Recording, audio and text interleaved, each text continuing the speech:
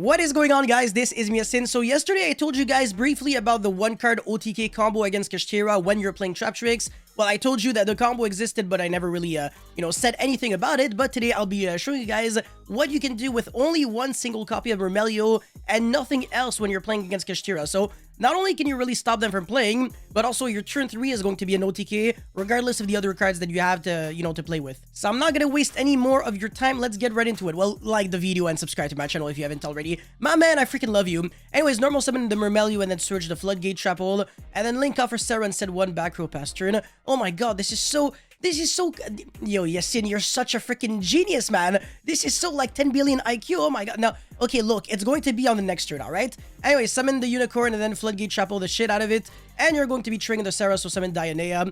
Reset back the Floodgate and then, Trap Tricks monster effect activated. So Sarah can set the Holotea.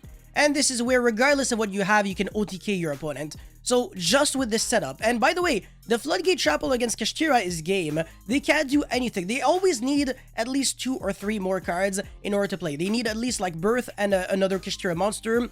Or they need, like, I don't know, like the Scareclaw or the Tearlaments Kashtira, as well as something to banish and something else to play, like a Papias, for example. Otherwise, their deck does nothing. And even if they can do that, because of the fact that they're, missing out on their Unicorn search and everything, they might just be able to make a rank 7 and pass turn, and it's just not good enough against you. And even if you get Zeused, you still have a follow-up plan because your Trap Tricks Holotea would get Zeused, and then you would have it in the grave. You would be able to revive back a Trap Tricks monster from the grave, which could be like the, the Dionea, for example, and then you can reset back the Holotea, and then play again and again and again. So you always have a way to recover. You can get fully Zeused, and it doesn't matter at all. It literally does nothing against this deck, and I can make a full video on that if you guys are interested, like all the ways to counter your opponent's counters, because trust me, I've already have it like all in my head. But anyways, you're going to trigger now the Holotea, so special summon, and then you use the trap card effect so you can summon a Trap Tricks monster from the deck,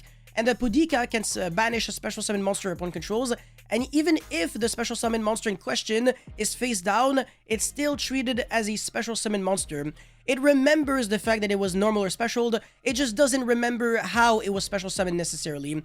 So yeah, we're going to be banishing that, and then the Sarah is going to be triggering to get anything, it doesn't matter, and then you're going to be making a Pinguicula, search the Dionea, and then normal summon Dionea, revive back the Dionea, again, going to be getting back a Holotea, so you have 3 freaking back row with one single monster, and you actually were able to link all the way up to Borosword Dragon, and you have a Trap Tricks Pinguicula on the field. So one single card made your opponent pretty much pass turn on a Kashtira monster that does nothing because it's face down permanently, by the way, so they cannot, like, even if you get a hand trap to death or something, you can go pass, and they can never flip their monster up, and because of the fact that they control a monster, they can't do anything at all. They can't summon another Kashtira monster. So Floodgate is huge against Kashtira. I've already said that 20 billion times in the past. But anyways, this is 8,500 damage in case you didn't know how to do math. So 3k multiplied by 2 and then 25, just like that, absolutely free. And again, you still have 3 back row, which is absolutely freaking crazy.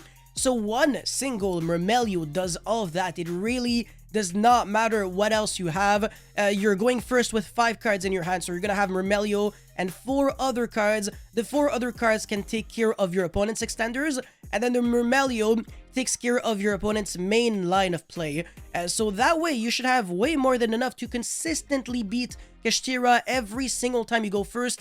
And this deck has a lot of ways to control whether you want to special summon a lot or not. It's not a combo deck that has to special summon a lot, so if you want to have, access to Gravedigger's Hole before you go into like 5+ summons, you can do that. So that way you don't lose to Nibiru, and you can do just pretty much anything you really want to, because again, it's a control deck, so you dictate the pace of the game, and that's the beauty about these kind of decks. But that's pretty much it for this combo video. Thank you guys so much for watching. Don't forget to like and subscribe, and I'll see you guys very soon. Peace.